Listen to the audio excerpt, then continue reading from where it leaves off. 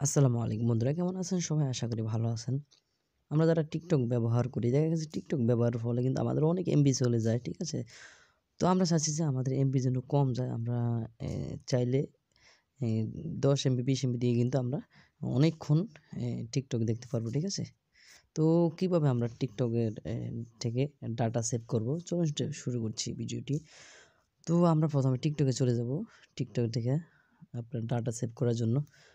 তো অনেকেই আছি আমরা টিকটক দেখে থাকি প্রায় সবসময় কিন্তু টিকটক দেখে দিয়ে। তো আপনারা জানেন যে টিকটক কিন্তু অনেক এমবি কাটে, ঠিক আছে? টিকটকে অনেক এমবি কাটে। টিকটক দেখলে হাই কোয়ালিটির একটি অ্যাপস এটা, হ্যাঁ? পাওয়ারফুল একটি অ্যাপস। এইজন্য আমাদের অনেক এমবি কেটে নেয়।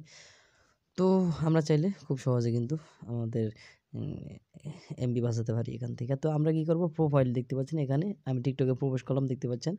তারপর এখানে দেখতে পাচ্ছেন প্রোফাইল, হ্যাঁ? প্রোফাইলে ক্লিক করবেন। আমি প্রোফাইলে ক্লিক করলাম। প্রোফাইলে ক্লিক করলে আমার প্রোফাইলটা চলে আসে, দেখতে পাচ্ছেন। আপনারটা চলে আসবে। এখানে দেখতে পাচ্ছেন এখানে 3 লাইনে ক্লিক করবেন। 3 লাইনে ক্লিক করে দিলাম। 3 লাইনে ক্লিক করে দেওয়ার পর এখানে দেখতে পাচ্ছেন সেটিং অ্যান্ড প্রাইভেসি, এখানে ক্লিক করবেন। Setting and privacy. আমি এখানে ক্লিক করলাম। এখানে ক্লিক করার পর দেখতে পাচ্ছেন এরকম ইন্টারফেস চলে আসবে। পর আমরা একটু নিচে চলে যাব। এইখানে এই যে এখানে দেখতে পাচ্ছেন মিডলে এখানে আছে ডাটা সার্ভার, ঠিক আছে? তো ডাটা সার্ভার এখানে আমরা ক্লিক করব। এখানে ক্লিক করার পর এই যে ডাটা সার্ভার এটাকে অন করে দিব, ঠিক আছে? এটাকে অন করে দেওয়ার ফলে কিন্তু আমাদের অনেক এমবি বেঁচে যাবে, ঠিক আছে? আপনার ৩ ভাগের ১ ভাগ এমবি কাটবে মাত্র। আপনার ২ ভাগ এমবি কিন্তু এখান থেকে বেঁচে যাবে, ঠিক আছে?